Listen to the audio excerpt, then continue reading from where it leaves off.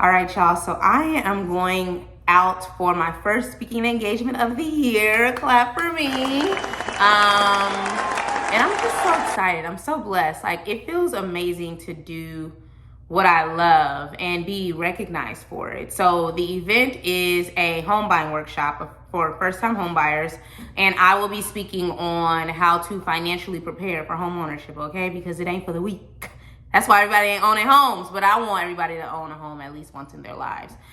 So I'll be talking about what you need to do before you close, what you need to do after you close, i.e. when you get the keys, and essentially like how to continue to manage your money properly so that you can actually afford this big purchase. So I'm very excited. I'm doing it with my agent who helped me buy my home. Her name is Ashley Spates. I'm gonna pop up her Instagram probably on the screen.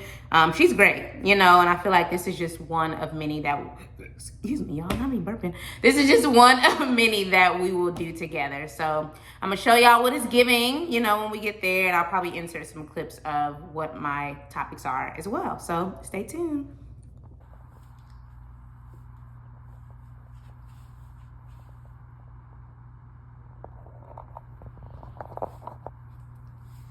Y'all, tell me why this event that I'm speaking at is literally in the same building of the company that laid me off. Like, laid me off a couple of years ago, a long time ago. But, like, it's just crazy how God be working. Like, you be thinking just stuff be happening just to be happening. But God is a God of full circles, okay? He gonna spin the block on you, okay? In a good way, because we don't allow no more spin the blocks on people in our past. But, like, this happened to me like 3 weeks ago, because I had this other big opportunity for my business. It's a big speaking opportunity. And yeah, it was the same situation. It was with another job that I had, but the fact that it was in the same building of the company I used to work for, and be praying like crazy to get me out of, and the fact that I'm gonna be working with this company in that same building is just crazy. It's just another moment to trust God and know that He's using every single experience.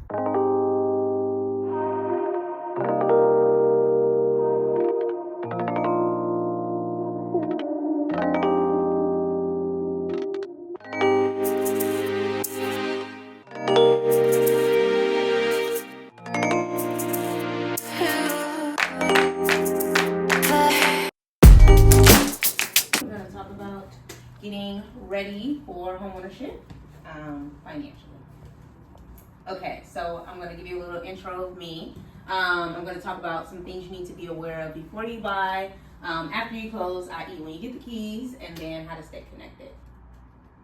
So again, my name is Jocelyn. I'm a certified financial educator, self-taught investor, and the founder of Maximize Money, where I teach 9-to-5 earning women how to create their dream lives with their 9-to-5 incomes. But my life did not always look like this. I actually was on the struggle bus for a long time. So where I started was where a lot of millennials start, living paycheck to paycheck. So I had a lot of things happen in the midst of all that happening. I ended up quitting a toxic job with no real income plan. I got laid off unexpectedly from a job in the pandemic, and then before all of that, I actually had started my home buying process. So it was just a lot going on. I was not where I needed to be financially, and I felt like my check really was just going to waste to all these other things like shopping and happy hour and brunch, and I still love that stuff, but I needed to kind of slow down to get better financially and in preparation for home ownership. So it took a long time, like 5 years. But I ended up paying off my student loans. I ended up purchasing my first home here with the support of Ashley, she was my agent. And now I'm generating passive income through saving and strategic investing. And so that's really what prompted my business, Maximize Money. And I want to just help other women accomplish those same things. And real estate and home ownership is a big component of the things that I talk about. So that's what we're going to talk about here. Big chunk of cash back once my car's paid off. Yay. And I'm like, thank God for that. Yes. What percentage would you recommend that I put towards because you know me, I'm I don't want debt. I hate debt. So once my car's paid off, March 2026, I have extra hundreds of dollars extra of that percentage. Let's say I start the 10% now, but as I have this money that I know is already going towards a bill, what percentage of that would you recommend aggressive on my student loan principal and savings?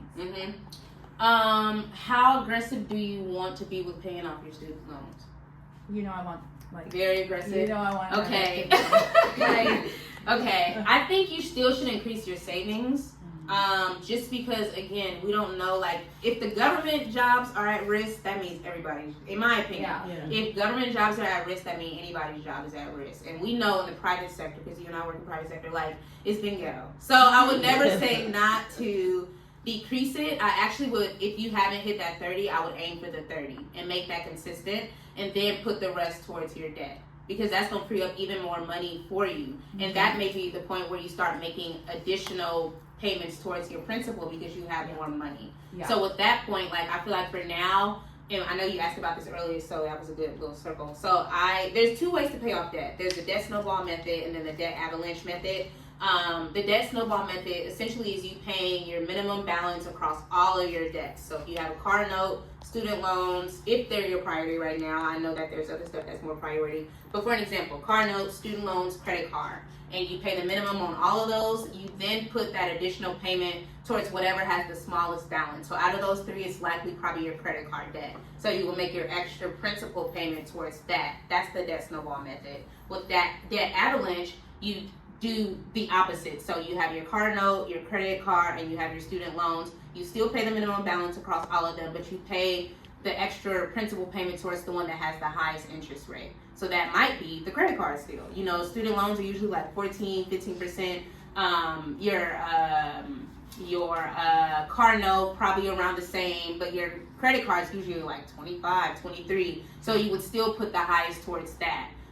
So if you want to pay it off and pay the least amount in interest back, the debt avalanche makes the most sense. But it takes you being consistent and being willing to like suffer through that process, because that's the process I went through. I wanted to pay the minimum back in interest to my lenders, which is where the student loans were at. So I didn't get a lot of quick wins. If you do need quick wins to start, which a lot of people do start with, they start with the snowball, because that'll allow that smallest balance to get knocked out, and then you can focus on the other two. So there's no right or wrong way. It's just about what kind of motivation you're looking for. So I would do that. Continue to, if you're not already at the 30%, get to the 30%, automate it, and then put the rest towards your other two, and then you can choose one of those debt payoff methods for applying additional towards your principal. For budget, then we can do so like the call. We even go through, okay, what's included in your payment, your principal and interest, your property taxes, your mortgage insurance. So we go through each line item so you know what's included. I go line for line through closing costs. We look at different, like I tell people, I say, this time is for you. Like sometimes it takes 30 minutes. I've been on the phone for an hour and 30 minutes with people just to make sure as we're going through, I'm answering all the questions. Not everybody does it. But they do not. That's why it's here.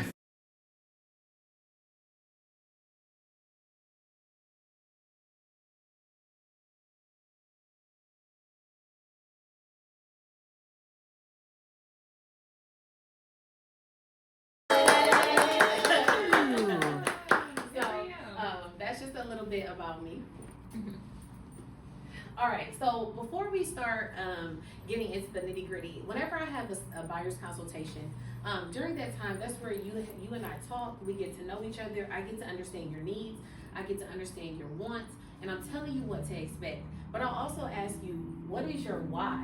Because there's gonna be times during the journey, because it is a journey, that you're going to want to quit. You're going to get tired of the lender coming back and saying, we need a copy of this. And you're gonna be like, I gave you a copy of it. Well, you gave 3 pages and it was 4 pages. Yeah, but it was nothing on the 4th pages. Right, but they don't know that. So I need you to go back and submit all 4 pages. There are gonna be times and where you gotta remember, I'm not doing this just for fun. I'm doing this because this is a game changer. If I play my cards right, this can be the play that sets me up for something major. This can be the play that can help my future. You know what I mean? You can, like he said, take the equity out of your first home and use it to get into that big, nice dream home. So now you're having your tenants pay that home and a little bit of this home. So Okay, y'all, so the event went really good. Like, people asked questions, they were engaged, taking notes. Like, I love this kind of stuff, and it just reminds me of like my bigger purpose. And so I will likely have some clips that you have watched already of me speaking, of the lender, his name is Daryl, speaking, And of course, my agent Ashley, she wrapped it all up. But yeah, like, you gotta have the right team when it comes to home ownership, and you gotta have your money right, baby, because a lot of people do not. So yeah, y'all, I'm gonna wrap this up and head home because I'm tired.